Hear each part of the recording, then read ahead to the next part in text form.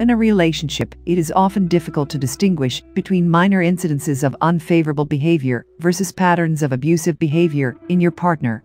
Every relationship has its issues, and every couple fights at one point or the other.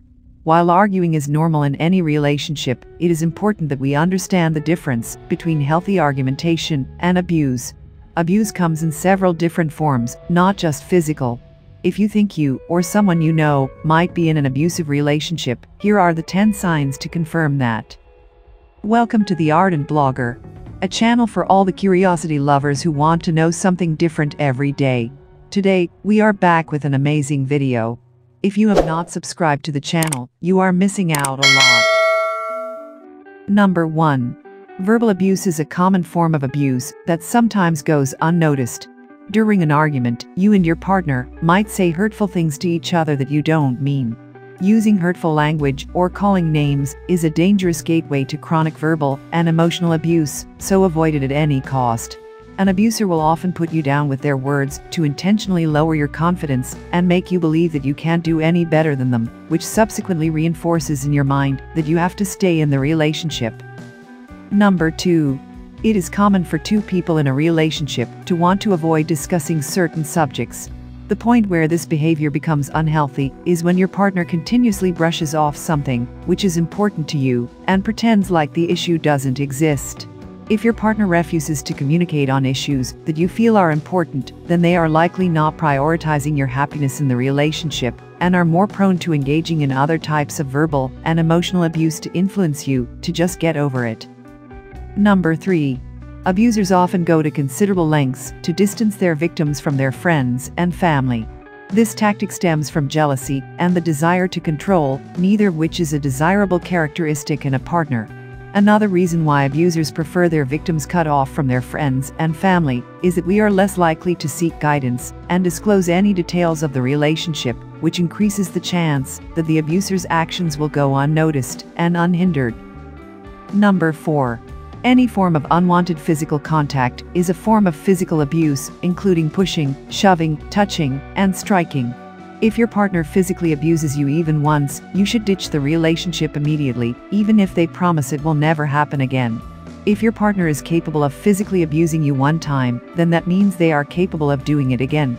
Similarly, if your partner pressures you to do anything that makes you feel uncomfortable, you need to let them know immediately that you are uncomfortable with the request. Number 5. Abusers don't want their victims to be independent or fight back, so they will often reprimand their victims for doing things without them or for getting in their way. If you feel like you are constantly walking on eggshells to avoid upsetting your partner, then you are most likely in an abusive relationship. Similarly, if you are constantly apologizing for things you haven't done for things that are beyond your control, then your partner is probably displaying aggressive behavior that frightens you and makes you feel like you are wrong.